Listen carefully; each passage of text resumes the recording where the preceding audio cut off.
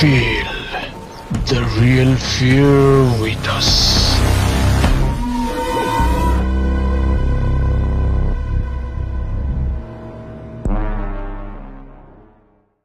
প্রিয় লিসেনার্স, আসসালামু আলাইকুম। Feel the real fear with us. দেশ ও দেশের বাইরে যেখান থেকে আফনান দ্য হরর ওয়ার্ল্ডের আজকের হরর নাইটের 89তম আয়োজনের সাথে যুক্ত হচ্ছেন বা পরবর্তীতে হবেন, সকলকে জানাচ্ছি শুভেচ্ছা ও ভালোবাসা। আশা করি সবাই ভালো আছেন, সুস্থ আছেন। প্রিয় লিসেনার্স, আপনারা আফ্রিকান ব্ল্যাক ম্যাজিকের ঘটনা শুনতে চান? এই ঘটনাগুলো আমরা সচরাচর খুব একটা পাই না, মাঝে মাঝে পাই। তখন সেই ঘটনাগুলো আপনাদের সামনে উপস্থাপন করার চেষ্টা করি, যদি সেই ঘটনাটি আমরা সিলেক্ট করি। আমরা নাইজেরিয়ান কালো জাদুর ঘটনা শুনছিলাম, ইতোমধ্যে 2টি এপিসোড আমরা করেছি। আজকের এই এপিসোডটা আমরা নাইজেরিয়ান কালো জাদুর পার্ট 3 হিসাবে প্রচার করছি। আজকের এপিসোডে 2টি ঘটনা রয়েছে। এই ঘটনা দুটি আমাদেরকে যিনি পাঠিয়েছেন তার নাম সাদিকুর রহমান। উনি সংযুক্ত আরব আমিরাতের দুবাইয়ে রয়েছেন। দুবাই ইনভেস্টমেন্টাল পার্ক 2 DIP2 এটাতে উনি কর্মরত রয়েছেন। তো উনি যেই ঘটনা দুটি পেয়েছেন, এই ঘটনা দুটি পাওয়ার পেছনে যেই ভদ্রলোক কাজ করেছেন তার নাম মোহাম্মদ আব্দুর রহমান। উনি ওখানকার কোম্পানিরই একজন ইমাম, আর ওনার সাথে বিভিন্ন বিষয়ে আলাপ আলোচনা হয়, তখন অনেক ঘটনাই ওনার কাছ থেকে পাওয়া যায়।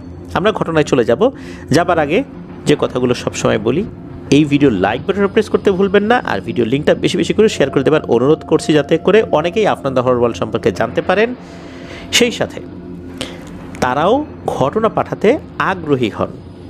আপনাদের জানা, আপনাদের পরিচিত কারো জানা, আপনাদের পার্শ্ববর্তী এলাকায় কোনো ঘটনা ঘটেছে, আপনাদের সাথে ঘটেছে, বা এমন কোনো ব্যক্তি যাদের কাছে সত্য ভয়ের ঘটনা জানা রয়েছে, তাদের সম্মতি নিয়ে আমাদেরকে ঘটনা পাঠাতে পারেন, লিখে বা রেকর্ড করে afnanthehorrorworldbd@gmail.com এই ইমেল অ্যাড্রেসে।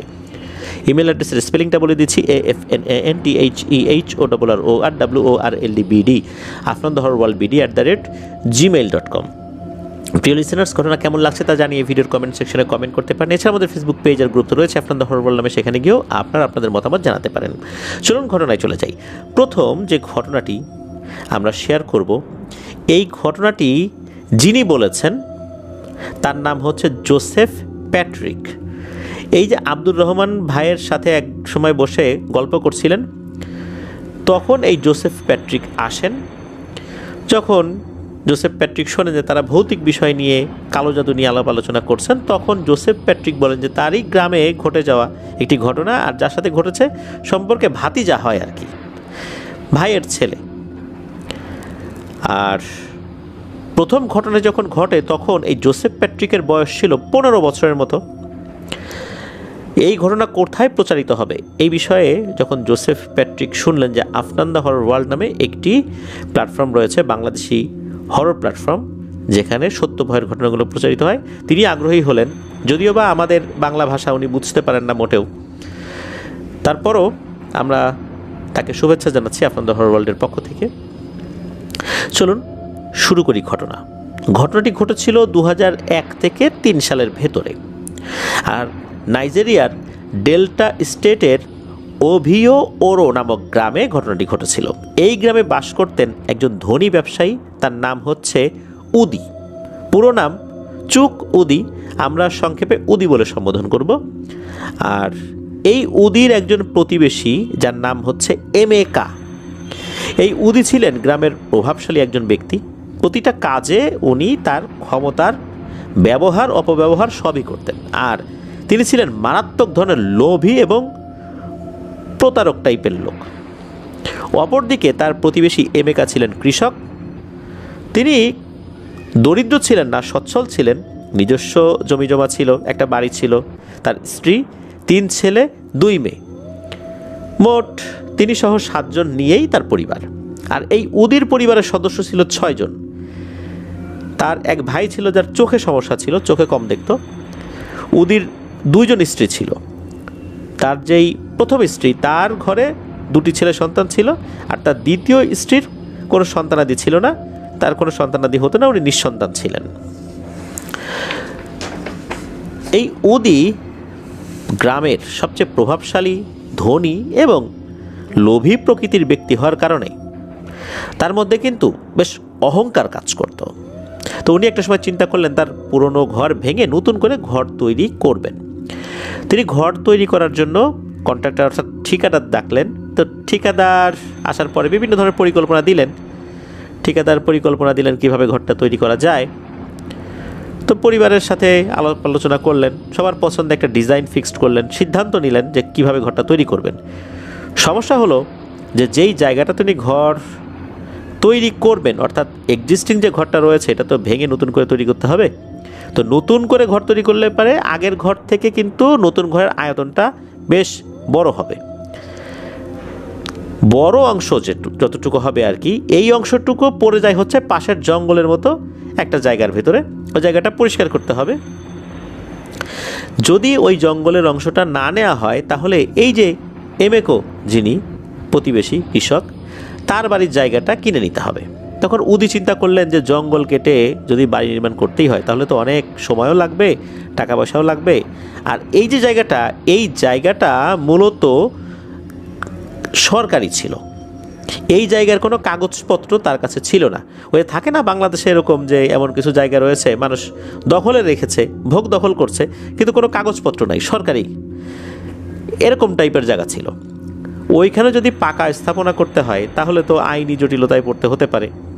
এই জন্য এই উদির কাছে মনে হলো যে এমেকোর জায়গা নিয়ে বাড়ি নির্মাণ করাটাই ভালো হবে।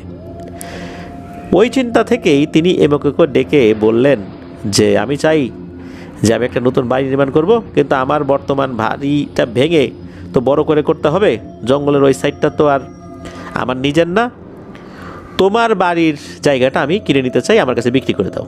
এ কথা শুনে এমেকো অবাক হয়ে বললেন যে ভাই, এটা কিভাবে সম্ভব? আমি আমার বাড়ি যদি আপনাকে দিয়ে দিই তাহলে আমি থাকবো কোথায়? তখন তো উদি অনুরোধ করতে শুরু করেন যে আমার কাছে বিক্রি করবা, টাকা দিব, তুমি আরেক জায়গায় চলে যাবা। তখন এই এমেকো বললেন ঠিক আছে, আপনার কাছে আমি বিক্রি করব, আপনার কাছেই আমি না হয় বিক্রি করলাম। তাহলে আপনি আমাকে আমার সমপরিমাণ জায়গা যতটুকু আছে, এই সমপরিমাণ জায়গা কিনতে আর এই ঘরটা তৈরি করতে যে পরিমাণ খরচ হয়, অর্থাৎ আমি যে ঘরে থাকি, এই খরচটা আমাকে দিয়ে দেন। অথবা আপনি সমপরিমাণ কোনো জায়গা অন্য কোনো জায়গায় নিজে কিনে আমার ঘরের মতো একটা ঘর উঠাই দেন, আমাকেও টাকা দিতে হবে না, আমি সেখানে চলে যাই। এই কথা শোনার সাথে সাথে এই উদিত রেগে গেল। সে বলে যে তোমার ধারণা হলো কিভাবে যে আমি এত টাকা তোমাকে দিব? আমি তোমাকে এত টাকা তো দিব না, আমার একটা পরিকল্পনা আছে, আমি তোমাকে কত টাকা দিব। তুমি এই টাকা নিলে নাও, না হইলে ভাগো। ওই উদি একটা নির্দিষ্ট পরিমাণ টাকার কথা বলেছিল। তখন এমেকো দেখলেন যে যে পরিমাণ টাকা উদি দিতে চায়, এই পরিমাণ টাকায় তার একটা সাধারণ বাড়ি তো দূরের কথা, ছোটোখাটো বাড়ি তৈরি করাটাই দুষ্কর হয়ে যাবে। আর জায়গার তো কোনো দামই ধরে নাই। এদিকে এই উদিত গ্রামে সবচেয়ে প্রভাবশালী এবং ধনী ব্যক্তি, সে অনেক অন্যায় করলেও মানুষ কথা বলতে পারত না, মেনে নিত। এমেকো তো রাজি হয় না, কারো ভিটামাটি কিন্তু কেউ ছাড়তে রাজি হয় না। যখন এমেকো রাজি হলো না, তখন এই উদি এমেকোকে হুমকি দিয়ে বলল, জায়গা আমাকে দিলি না, না ঠিক আছে, থাক, তুই নিজেই এসে আমাকে জায়গা দিয়ে যাবি, যা। এমেকো কিন্তু বুঝতে পেরেছিল তার উপর ভয়ঙ্কর কোনো বিপদ আসছে, তবুও তার আসলে কিছুই করার নাই। কেননা এই বাড়িটা যদি সে দিয়ে দেয়, সে তার বাচ্চাদেরকে নিয়ে কোথায় যাবে? 7 জনের একটা পরিবার, যাবে এটা কোথায়? আর কার কাছে বিচার দেবে? এই উদিত নিজেই গ্রামের মাতব্বর, তার বিচারটা কে করবে? তারপরও আসলে আর একজন প্রভাবশালী ব্যক্তির কাছে নালিশ করেছিল, এতে করে কোনো ফলাফল আসলে এমেকোর পক্ষে আসে নাই। সপ্তাহখানেক চলে যায়। হঠাৎ করে এই এমেকোর বড় ছেলে, তার সাথে ঘটে যায় একটা ভয়ঙ্কর ঘটনা। রাতের বেলা সবাই একসাথে খাবার খেয়ে যে যার মতো তার ঘরে ঘুমিয়ে পড়েছে। তো তার যে বড় ছেলে তার অন্য ভাইদেরকে সাথে নিয়ে, তার তো 3 ভাই 2 বোন আর এমেকো এবং এমেকোর স্ত্রী 7 জন। তো 3 ভাই এক রুমে ঘুমিয়েছে। রাতের শেষ ভাগে হঠাৎ করে এই এমেকোর 2 ছেলে, মেজো এবং ছোট ছেলে, চিৎকার দিয়ে ওঠে, চিৎকার চেঁচামেচি করছে। এই চিৎকার শুনে এমেকো এবং তার স্ত্রী দৌড়ে গিয়ে দেখে তার যে বড় ছেলে, এই বড় ছেলে সেই এমনভাবে ঝুলে রয়েছে, সেটা একটা ভয়ঙ্কর দৃশ্য। তার ঘরের যেই একটা টিনের মতো একটা মাচা রয়েছে আর কি, ওইখানকার সিস্টেমে, ওই টিনের যেই ধারালো অংশ, এই ধারালো অংশের অর্ধেকটা বলতে গলার অর্ধেকটা এই ধারালো অংশের ভিতরে ঢুকে রয়েছে। মানে বিষয়টা এরকম যে আমরা কোনো একটা ফল, সেই ফলকে যদি আমরা কোনো একটা টিনের যে ধারালো অংশটা থাকে, মানে যেই অংশটা আমরা ধারালো হিসাবে দেখি, অর্থাৎ আমরা দেখি যে বৃষ্টি হলে টিনের যে অংশ দিয়ে পানি পড়ে, পানি মাটির উপর পড়ে যায়, ওই অংশটুকু তো আমরা ধারালো হিসাবে চিন্তা করতে পারি। আমাদের গায়ে যদি আঘাত লাগে ওখানে আমাদের গায়ে কেটে যেতে পারে। তো ওই রকম কোনো একটা অংশে আমরা কোনো একটা ফল যদি চাপ দিয়ে ঢুকিয়ে রাখি, অর্ধেকটা কেমন হয়? ঝুলে থাকে। ওই রকম গলাটার অর্ধেক অংশ ঢুকে রয়েছে, ঝুলছে পুরো বডি, রক্তে পুরো ঘর সয়লাব হয়ে গেছে। এটা তো কোনো মানুষের কাজ না। কোনো মানুষ নিজে থেকে এরকম শূন্যে উঠে টিনের এই ধারালো অংশে তার গলা ঢুকিয়ে দেবে, তারপর এভাবে ঝুলে রয়েছে, এটা কিভাবে সম্ভব? ভয়ঙ্কর এই দৃশ্য দেখে সবাই তো কান্না করতে থাকে, এভাবে কান্না করতে থাকে, তাদের স্ত্রী কান্না করতে থাকে, 2 মেয়ে চলে আসে অন্য ঘর থেকে, তারা কান্নাকাটি করছে। এত রাত্রে কান্নাকাটির শব্দ শুনে আশেপাশের প্রতিবেশীরাও চলে এসেছে। এই প্রতিবেশীদের মধ্যে কিন্তু এই উদিও ছিল। উদি এসে বলছে, আহারে ছেলেটা খুব ভালো ছিল, সবার সাথে খুব ভালো সম্পর্ক ছিল, গ্রামের বেশিরভাগ মানুষ তাকে খুব ভালো জানতো। সে এরকম হাই হুতাশ করছে। যারা যারা লাশ দেখতে এসেছে সবাই বলছে এটা কোনো স্বাভাবিক মৃত্যু নয় এমেকো, নিশ্চয়ই এটার মধ্যে এমন কিছু বিষয় রয়েছে যা তাকে মরতে বাধ্য করেছে অথবা তাকে হত্যা করেছে। এই ছেলে কখনো এমন কাজ করবে না। যেহেতু পরিবারটা খ্রিস্টান পরিবার ছিল, খ্রিস্টান ধর্ম মতে লাশ দাফন করা হয়। এদিকে রাতের বেলা এসে, অর্থাৎ ঘুমানোর আগে, ঘটনাটা ঘটেছে গভীর রাত্রে বা ভোরের দিকে, তো পরদিন তো বিকালের মধ্যে লাশ দাফন হয়ে গেছে। তো রাতের বেলা এসে এই উদি এমেকোকে বলছে, এমেকো তোমার একটা ছেলেকে কিন্তু হারিয়েছ, বুঝো কিন্তু এখনো সময় আছে, জায়গাটা আমাকে দিয়ে দাও। এই কথা বলার সাথে সাথে এমেকো রাগে দুঃখে ক্ষোভে এই উদিকে এলো পাথারে চড় থাপ্পড় দিতে শুরু করে। বেধড়ক মার খেয়ে উদি দৌড়ে বাড়ির বাইরে চলে যায়। উদি তো তারই প্রতিবেশী, তারপর উদি তো তার বাড়িতে চলে যায়। আর যাওয়ার সময় হুমকি দিয়ে বলতে থাকে, এমেকো অপেক্ষা করো, তোমার জন্য আরও বড় কিছু আসছে। এই হুমকির পর এমেকো থানায় মামলা করার জন্য যাওয়ার প্রস্তুতি নিয়েছেন ওই রাত্রেই। কিন্তু প্রতিমধ্যে গ্রামের কিছু লোকজন তাকে বলে দেয় যে তুমি তো ওদের সাথে লেগে পারবা না রে ভাই, তার থেকে ভালো হয় তুমি জায়গাটা দিয়ে দাও, আমরাও তোমার পক্ষ নিলে ও আমাদের পিছু নেবে, তখন কি হবে? তখন তো আমাদেরও ক্ষতি হবে। আর ওর সাথে লেগে কেউ কখনো পারছে? দিয়ে দাও, যে গেছে সে তো আর ফেরত আসবে না, কিন্তু আর কেউ যেন না যায় সেই ব্যবস্থা করো। একথা শোনার পর এমেকো বাড়িতে ফেরত আসে। চলে যায় আরও কয়েকটা দিন। হঠাৎ একদিন এমেকোর 2 মেয়ে তার মায়ের সাথে নদীতে গোসল করতে গিয়েছে। গোসল করতে যাওয়ার পর তারা ডুবে যায়। তারা কিন্তু দুজনেই সাঁতার জানতো, আর নদীতে তেমন পানি ছিল না। তাদের মা খুঁজতে থাকে, চিৎকার করতে থাকে, তাদেরকে পাওয়া যাচ্ছে না। হঠাৎ করে দেখে যে এই 2 জনই 10 মিনিট পর পানির নিচ থেকে ভেসে উঠেছে। ভেসে উঠেছে জীবন্ত অবস্থায়।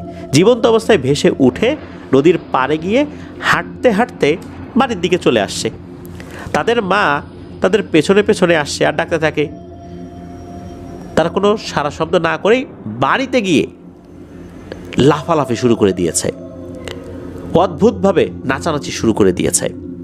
নাচতে নাচতে তাদের পা ফেটে রক্ত বের হয়ে গেছে। এরপর তারা মাটির উপর পড়ে গেছে। মাটির উপর পড়ে শরীরটাকে মোচড়াচ্ছে, মানে শুয়ে শুয়ে যদি কেউ নাচার চেষ্টা করে যেরকমটা হয় এরকম। কিন্তু তারা কেন এমন করছে এটা বোঝা যাচ্ছে। তারা কোনো কথা বলছে না। একটা পর্যায়ে তাদের নাক মুখ দিয়ে রক্ত বের হওয়া শুরু হয়েছে, তারপরও তাদের নাচ থামছে না। এরপর শরীরটা আস্তে আস্তে নিস্তেজ হতে থাকে। তারা দুজনেই মারা যায়। কেন এমনটা হলো? হঠাৎ করে পানির নিচেই কেন চলে গেল? 8 থেকে 10 মিনিট পর তারা ভেসে উঠল। এত সময় তো কোনো মানুষের পক্ষে পানির নিচে জীবিত থাকা সম্ভব নয়। তারা ওঠার পর বাড়িতে এসে কেন এভাবে নাচ শুরু করে দিল, এক মরণ নাচ। এবেকো গ্রামের এক তান্ত্রিকের কাছে যায়। কেন এমনটা হলো? কেন তার 3টা সন্তান এভাবে মারা গেল? সবকিছু শুনে তান্ত্রিক এবেকোকে বসতে বলে সে তার একটা নির্দিষ্ট ঘরে চলে যায়। সে কিছু তথ্য নিয়ে বাইরে বের হয়ে এসে বলে, এবেকো, তোমার এবং তোমার পরিবারের উপর শিগিদি জাদু করা হয়েছে। এই শিগিদি জাদু নাইজেরিয়ার খুবই প্রাচীন একটা কালো জাদু।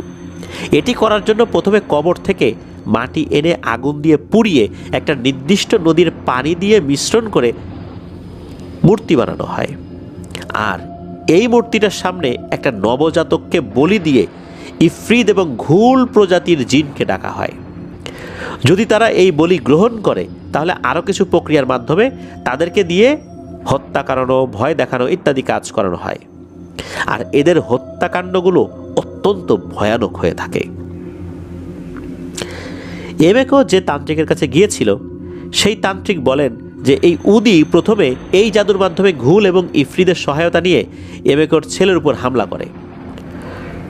সে চিন্তা করেছিল এক ছেলেকে মারার পরেই জায়গা জমি দিয়ে দিবে। পরে যখন এই এবেকো উদির উপর হামলা করে তখন রেগে সে এবেকোর মেয়েদেরকে হত্যা করার জন্য আবার একই ধরনের এই শিগিদি জাদুর আশ্রয় নেয়। এবেকো তান্ত্রিকের কাছে জিজ্ঞেস করে, আচ্ছা সমাধান কি? তান্ত্রিক বলেন, বর্তমানে তোমাদের উপর জাদুর কোনো প্রভাব নেই। সে আবার আসবে তার প্রয়োজনীয় জিনিস না পেলে, তখন সে আবার তোমাদের উপর জাদু করতে পারে।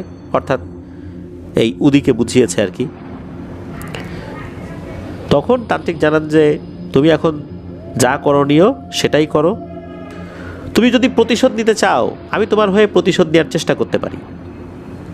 আর তুমি যদি মনে করো যে না তুমি প্রতিশোধ নেবে না, তাহলে আমার পরামর্শ হলো তুমি এই জায়গাটা ওকে দিয়ে দাও পুরো পরিবার শেষ হয়ে যাওয়ার আগে। এবেকো বললেন, না আমি কোনো প্রতিশোধ নিতে চাই না। এই কথা বলে উনি চলে আসেন। আসার পর উদির সাথে দেখা করেন, তার পায়ে পড়ে কান্না শুরু করে দেন এবং বলেন যে উদি আমাকে মাফ করে দেন, আমি আপনাকে আমার বাড়ি দিয়ে দেব, তবে আমার কিছু চাওয়া আছে। যদি আপনি রাজি হন তাহলে আমার জন্য খুবই ভালো হয়। আপনি যদি রাজি নাও হন তারপর আমি দিয়ে দিব। তখন উদি বলেন, ঠিক আছে বলো তোমার কি চাওয়া। তুমি আরও আগে রাজি হলে তো তোমার এত ক্ষতি হতো না। তখন এবেকো বলেন, আমি চাই আপনি আমাকে বাড়ি বাবদ যা টাকা দিবেন তা একবারেই দিবেন, ভেঙে ভেঙে দিবেন না, তাতে আমার কাজ হবে না।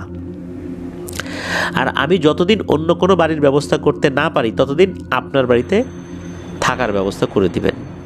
আমার বাড়িতে কাজ শুরু করলে এবং কাজ শেষ হলে আমি চলে যাব। আর আপনার বাড়িতে যখন কাজ শুরু হবে তখন আমিও আপনার বাড়িতে নির্মাণ শ্রমিক হিসাবে কাজ করে দিব, বিনিময়ে আপনি আমাকে পারিশ্রমিক দেবেন। এই কথাগুলো শুনে উদি রাজি হয়ে যায়।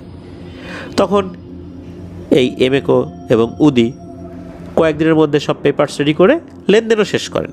অর্থাৎ নামমাত্র যে মূল্যটা দেওয়ার কথা ছিল সেটা একবারেই দিয়ে দেন, কারণ এত অল্প টাকা ভেঙে ভেঙে দিলে তো তার লাভ হবে না। এবেকো টাকা নিয়ে চলে যায়। এরপরে প্রায় 3-4 দিন পর ফেরত এসেছে। তো উদি এবেকোকে একটা ঘর দেখিয়ে বলে যে তুমি তোমার পরিবারের বাকি সদস্যদেরকে নিয়ে এখানে থাকো। বাকি সদস্য বলতে তখন তার 2 ছেলে আর এবেকো আর এবেকোর স্ত্রী, এই 4 জন। অল্প কিছুদিনের মধ্যেই এবেকোর জায়গায়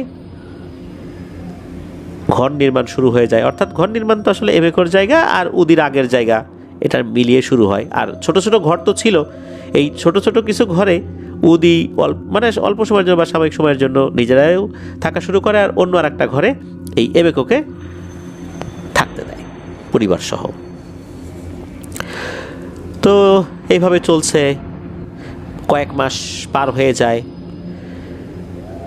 এদিকে উদির বাড়ির কাজও প্রায় শেষ পর্যায়ে। তখন এই এবেকো উদিকে বলে যে আমি তো পাশের গ্রামে একটা বাড়ি পেয়েছি, এই যে টাকাটা আপনি দিয়েছিলেন সেই টাকা দিয়ে ওই বাড়িটা আমি কিনে ফেলেছি, তো আমরা কালকে চলে যাই। তখন উদি বললেন তুমি চাইলে আরও কিছু এখানে থেকে যেতে পারো। তখন এবেকো বললেন না, এমনি অনেক কিছু হারায় ফেলছি, আর আপনি শেষ সময়ে এসে আমাকে যথেষ্ট উপকার করছেন, থাকতে দিয়েছেন, এর জন্য আমি কৃতজ্ঞ। আপনার প্রতি আমার কোনো অভিযোগ নাই। আপনার জায়গায় আমি থাকলে আমি রাগের বশে হয়তো বা এটা করতে পারতাম, আপনি সেটাই করেছেন, এটা নিয়ে আপনাকে আমি আর কোনো অভিযোগ করতে চাই না। আর তাছাড়া আমার 2টো ছেলে, ওরা বড় হচ্ছে, ওদের জন্য আর একটু বড় বাড়ির দরকার, তো ভালো বাড়িটাই পেয়েছি, আমি চলে যাচ্ছি। তখন উদি সম্মতি দেয়, এবেকো পরিবার নিয়ে তার নতুন বাড়িতে চলে যায়। এই যে চলে গেল 1 মাস, 2 মাস, 6 মাস, 1 বছর, একদম সব কিছু স্বাভাবিক। 1 বছর পর থেকেই এই উদির পরিবারে কিছু সমস্যা হতে থাকে। রাত হলেই নাকি মনে হতো ওই বাড়িটার পরিবেশটা খুব গুমোট হয়ে যায়, মনে হয় শত শত মানুষ একসাথে তাদের বাড়িতে উপস্থিত হয়েছে। আর এই উদি বিভিন্ন ধরনের ভয়ঙ্কর স্বপ্ন দেখা শুরু করে। রাত হলে তাদের বাড়িতে কুয়াশা নেমে আসতো, কি গরমকাল কি শীতকাল, কুয়াশা নেমে আসতো, এমন কি ঘন কুয়াশা, 2 হাত দূরের জিনিসও দেখা যায় না। কিন্তু তখন গরম, গ্রীষ্মকাল। আরও একটা ব্যাপার হতো, সেটা হচ্ছে মনে হতো সারা বাড়িতে কেউ আগুন জ্বালিয়ে রাখছে, বাড়িতে প্রচণ্ড গরম অনুভূত হতো। এক রাত্রে উদি ঘর থেকে বের হয়ে যখন মাটিতে পা দিয়েছে, তখন তার কাছে মনে হচ্ছিল সে আগুনের উপরে পা দিয়েছে, তার পায়ে ফোসকাও পড়ে যায়। আর তার চতুর্দিকে মনে হচ্ছে অনেক মানুষ, কিন্তু তাদেরকে দেখছে না। এরপর উদি এক তান্ত্রিকের কাছে যায়। তান্ত্রিক বলে এইসব তোমার মানসিক সমস্যার কারণে হচ্ছে, তোমার উপর কোনো কালো জাদু এগুলো কিছু নাই। উদি বলে যে কালো জাদু নাই, এটা কিভাবে সম্ভব? মানসিক সমস্যা মানে? মানসিক সমস্যা হলে কি আমার পায়ে ফোসকা পড়ে যাবে নাকি? আর বাড়িতে কুয়াশা কেন? এটাকে আমি একাই দেখি নাকি? আমার বাড়ির অন্য সদস্যরাও তো দেখে। আমার না হয় মানসিক সমস্যা, ওদের কি হয়েছে? তান্ত্রিক বলে যে না, কিছু না, আমি তো কোনো কিছু পাই না, আমার জিনেরা তো কোনো তথ্যই দিতে পারলো না, বললো যে তোমার কোনো সমস্যা নাই। তারপরে যেহেতু বলতেছো, ঠিক আছে দেখি 7-8 দিন পরে আসো, দেখি আমি কোনো তথ্য দিতে পারি কিনা। তো উদি 7-8 দিন পরে আবারও যায়। তখন এই তান্ত্রিক সে একটা তথ্য দেয়, সেটা হচ্ছে যে ইউরোবা গোত্রের খুব বড় এক তান্ত্রিক খুবই প্রাচীন এক কালো জাদু করেছে, আর এই জাদুটা বংশ পরম্পরায় শিখে থাকে এবং ওরা নির্দিষ্ট বংশের বাইরে কাউকে এটা শেখায়ও না। এরপর এক তান্ত্রিকের নাম সে বলে যে সে এই কাজটা করেছে। তো উদি বাড়িতে ফেরত এসেছে, এসে দেখে তার 2 ছেলের ক্ষত বিক্ষত লাশ মেঝেতে পড়ে আছে।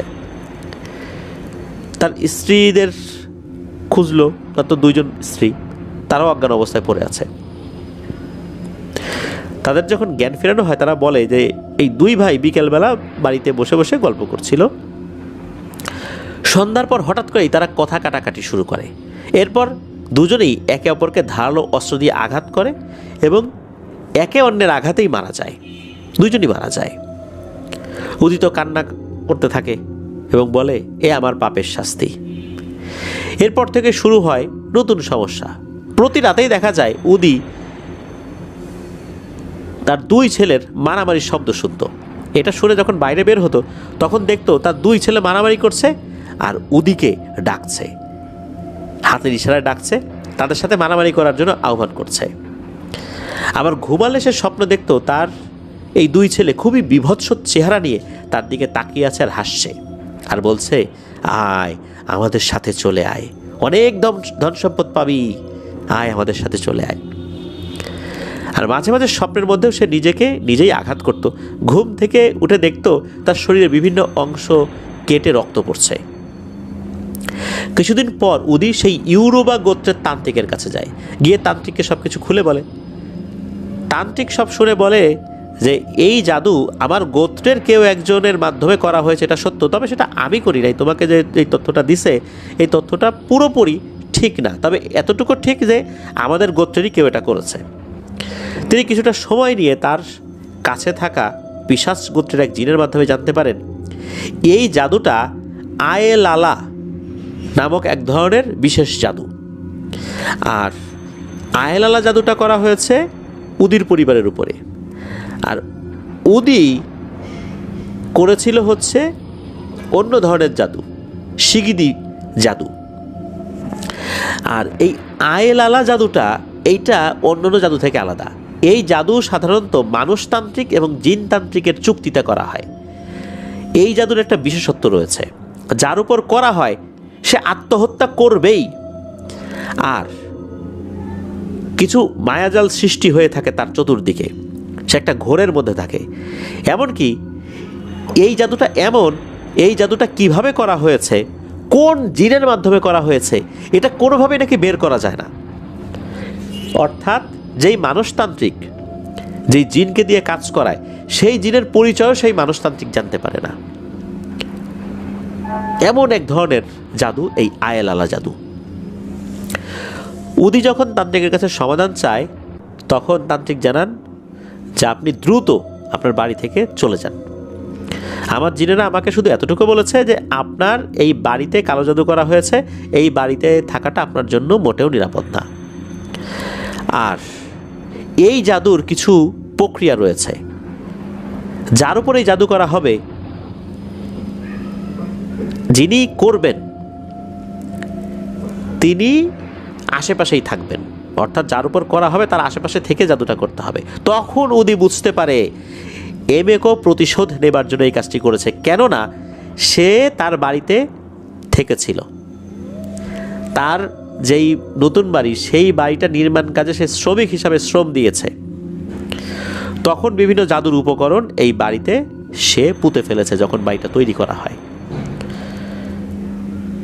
এরপর উদি এমেকোকে খোঁজার অনেক চেষ্টা করে, কিন্তু তার কোনো খোঁজ পায় নাই। এক পর্যায়ে এমেকোর শ্বশুর বাড়িতে খোঁজ নিলে জানা যায় যে এমেকো কোনো এক রাত্রে সবার কাছে মাপ চেয়ে কোথায় যেন চলে যায়, কেউ জানে না। সে নাকি যাওয়ার সময় অনেকগুলো টাকা তার স্ত্রীকে দিয়েছিল এবং বলেছিল যে আমাকে খোঁজার চেষ্টা করো না। কয়েকদিনের মাথায় তার লাশ পাওয়া যায় জঙ্গলের কাছে। তার লাশ দেখে মনে হচ্ছিল কেউ ভেতর থেকে সব কিছু নিয়ে গেছে, শুধু চামড়া ছাড়া, হাড় গোড় কিছুই নাই। মাথার চামড়াও অক্ষত, কিন্তু ভেতর থেকে কোনো হাড় নাই, খুলি নাই, কিচ্ছু নাই। চামড়ায় একটা দাগও নাই। ঠিক যেমন একটা ফুটবল যদি চুপসে যায়, একটা টিউব যদি চুপসে যায় কেমন হয়, ওই রকম। একটা বেলুন যদি চুপসে যায় কেমন হয়, ওই রকম। এটা হয়েছিল এমেকোর সাথে। এদিকে উদি তান্ত্রিকের কাছে অনেক অনুরোধ করার পরেও কোনো সমাধান করতে না পেরে বাড়িতে চলে আসে। এই বাড়িতে তো সমস্যা চলছেই। তার ছোট স্ত্রী হঠাৎ করে অসুস্থ হয়ে পড়ে। তখন উদি ডাক্তারের কাছে নিয়ে গেলে ডাক্তার বলে যে তার স্ত্রী গর্ভবতী। এটা শুনে উদি অবাক হয়ে যায়। তিনি বলেন, এটা কিভাবে সম্ভব? তিনি তো নিঃসন্তান। ডাক্তার বলেছিলেন তার কখনোই সন্তানাদি হবে না। 4 থেকে 5 মাস পর অপরিপক্ক এক সন্তানের জন্ম দেন তার স্ত্রী। অদ্ভুত ব্যাপার হচ্ছে এই বাচ্চার 1 হাত 1 পা, মাথার একটা অংশ, মানে একটা মানুষের বডির স্রেফ অর্ধেকটা যদি আমরা চিন্তা করি ওই রকম।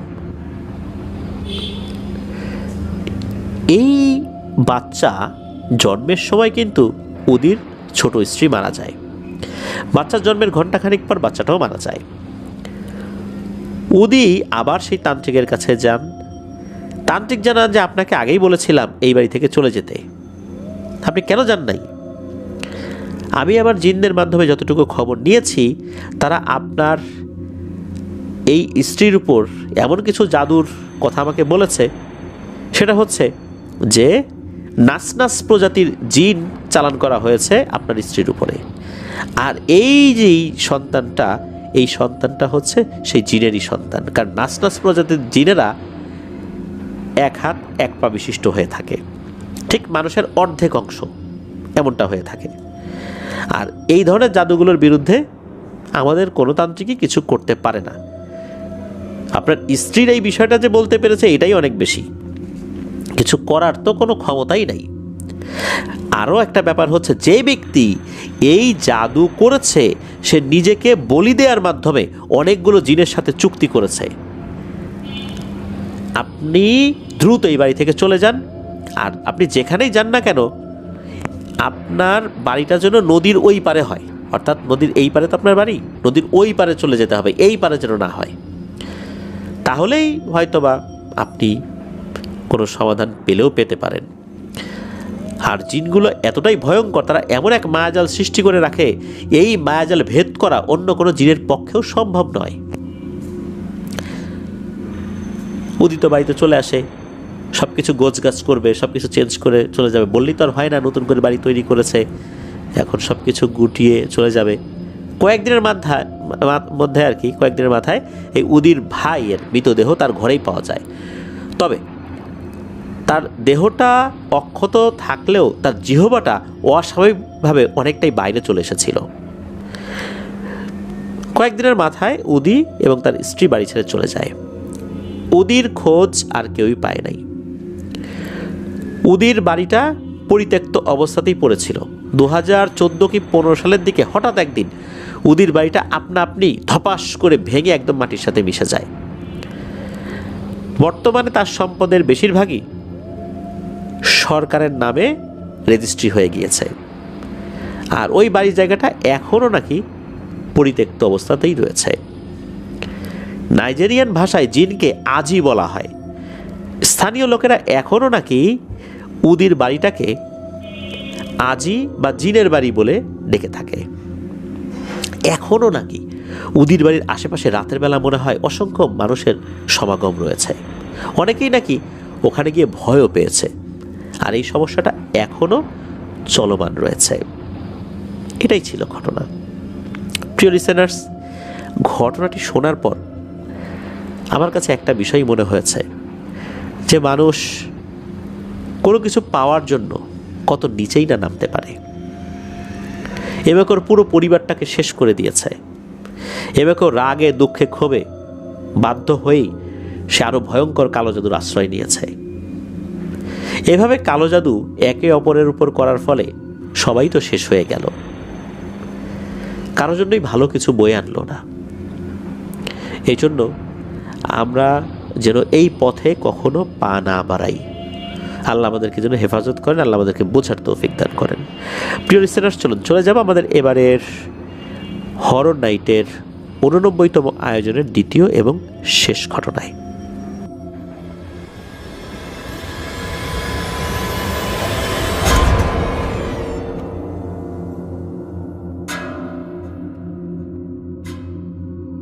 ফিরে এলাম প্রিয় লিসেনার্স আমাদের এবারের হরর নাইটের 89তম আয়োজনের দ্বিতীয় এবং শেষ ঘটনায়। শুরুতে আমরা বলেছিলাম যে জোসেফ প্যাট্রিক উনি দুটি ঘটনা দিয়েছেন। তার মধ্যে একটি ঘটনা তার ভাতিজার সাথে ঘটে যাওয়া, সেই ঘটনাটি এখন শেয়ার করব। তো জোসেফ প্যাট্রিকের বড় ভাইয়ের ছেলের নাম ছিল এরিক। এরিকের দুই বোন ছিল, অন্য কোনো ভাই ছিল না। সেই অর্থে এরিক তার পিতামাতার একমাত্র পুত্র সন্তান। 2018 সালে জোসেফ প্যাট্রিক এরিককে দুবাই নিয়ে এসেছিলেন একটা কোম্পানির ইলেকট্রিশিয়ান হিসাবে। বেতন ভালোই ছিল। বছরে একবার 28 দিনের ছুটিতে সম্পূর্ণ কোম্পানির খরচে বাড়িতে যেত। আর্থিকভাবে মোটামুটি ভালোই অবস্থান তৈরি হয়ে গিয়েছিল ছেলেটার। 2020 সালে সে ছুটিতে বাড়িতে যাবার পর তার মা বাবা তাকে বিয়ের জন্য চাপ দিতে শুরু করে। তখন সে বলে, মাত্র 28 দিনের জন্য এসেছি, এখন কিভাবে বিয়ে করব। আসি পরের বছর, তখন বিয়ে করব, তোমরা এর ভিতরে মেয়ে পছন্দ করে রাখো। সে তার ছুটি কাটিয়ে আবার চলে আসে দুবাইতে। দুবাইতে চলে আসার কিছুদিন পর থেকেই সে অসুস্থ, শুধু ভয় পায়। তার রুমমেটরা বলে সে রাতে ঘুমের মধ্যে চিৎকার দিয়ে ওঠে, কান্না করে। সে বলে একটা মেয়ে বিয়ের সাজে এসে তাকে বিয়ের জন্য নাকি জোরাজুরি করে। সে মানা করে দিলে কয়েকজন কালো এবং লম্বা ভয়ঙ্কর অবয়ব তাকে এসে মারধর করে, বিয়ের জন্য জোর করে। এর মধ্যে তার অবস্থা এমন হয়ে যায় যে সে রাত্রে ঘুমাতেই পারে না, ঘুমালে একই স্বপ্ন দেখে আর স্বপ্নের মধ্যে চিৎকার চেঁচামেচি করে। এতে রুমের অন্য মানুষদেরও কিন্তু অসুবিধা হয়, কারণ ওখানে, বিশেষ করে দুবাইয়ের কথা বলছি, একটা রুমের মধ্যে অনেক মানুষ থাকে। সেখানে যে বিছানা, যেগুলো নিচতলা, দোতলা, তিনতলা, চারতলা এরকম কিন্তু বিছানা রয়েছে। আপনারা যারা এই ধরনের বিছানা দেখেছেন তারা বুঝতে পারবেন যে দুবাইয়ে মানুষ কিভাবে অল্প জায়গার মধ্যে অনেকগুলো মানুষ বসবাস করে। তো এরকম করে চিৎকার চেঁচামেচি করলে তো অন্য লোকের ঘুম হবে না। ধীরে ধীরে সমস্যা বাড়ছে, রাত্রে ঘুমাতে পারে না, দিনে তো ঘুমাবে, দিনে ঘুমালেও একই সমস্যা। তার ঘুম একরকম বন্ধই হয়ে গেল। এবার সে সরাসরি এই জিনিসটা দেখা শুরু করলো। সে সরাসরি দেখতো 3টা অবয়ব তার রুমে এসে জোর করতে থাকে আর মারতে থাকে। একদিন কাজ করার সময় তার বিদ্যুতের শক লাগে।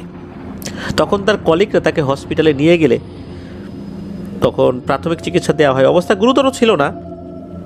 চিকিৎসা নিয়ে সে সুস্থ হওয়ার পর বলে যে সে যখন কাজ করছিল তখন সেই 3টি অবয়ব এসে তাকে বলে, এই মেয়েটিকে তুই বিয়ে করবি কি না বল। তখন এরিক বলে, না আমি বিয়ে করব না।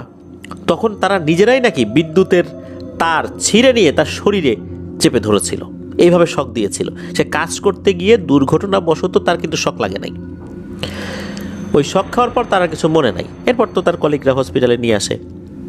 সে সুস্থ হয়ে কাজে আসলে কোম্পানি থেকে তাকে মেডিকেল লিভ দেওয়া হয়। সে বাড়িতে আসে। এর মধ্যে সে তো অনেকটাই দুর্বল হয়ে গিয়েছে, শুকিয়ে গিয়েছে। তারা, অর্থাৎ তার পরিবারের সদস্যরা চিকিৎসা শুরু করেছেন।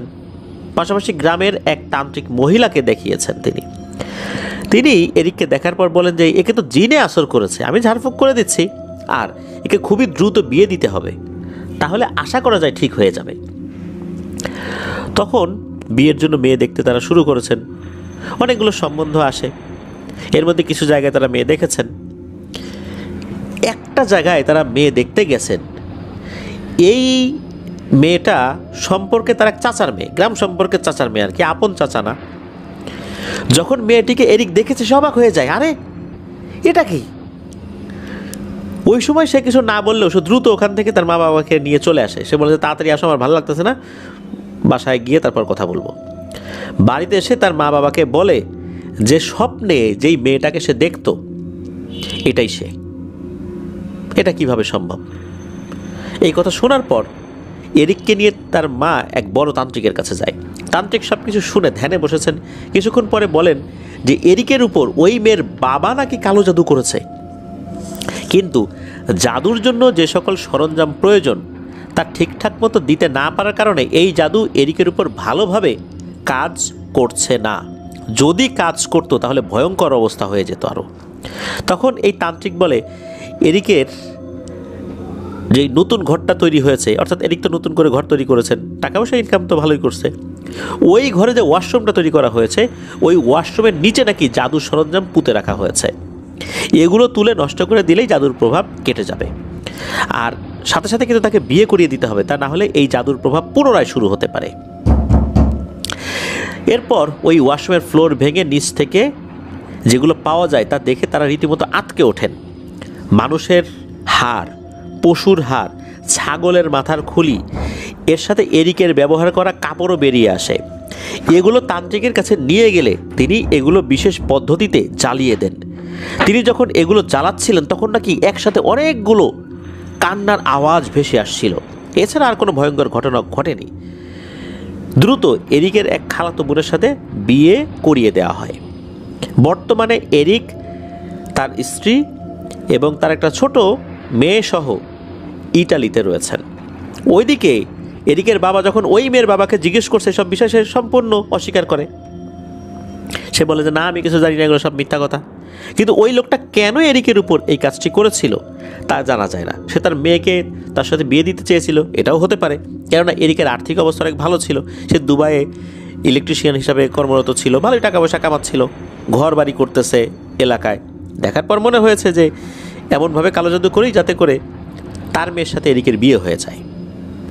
কিন্তু ঠিকঠাক মতো হয়নি, হয়েছে অন্যরকমভাবে, যার ফলে এরিকের উপর ওই জিনগুলো নির্যাতন করা শুরু করেছে। আর ওই জিনগুলো ওই মেয়ের সুরতে এসে দেখাতো যে এই মেয়েকে বিয়ে করতে হবে। ওই মেয়ের প্রতি আকর্ষণ তৈরি হওয়ার বদলে হয়ে গেছে বিকর্ষণ। এর কারণ ওইটাই যে জাদুর সরঞ্জামগুলো ঠিকঠাক মতো দেওয়া হয়নি, যার ফলে কাজগুলো ঠিকঠাক মতো হয়নি। এটাই ওই তান্ত্রিক বলেছিলেন। তো এটাই ছিল ঘটনা। এরিক ভালো আছে, সুস্থ আছে, এটাই সবচাইতে বড় কথা।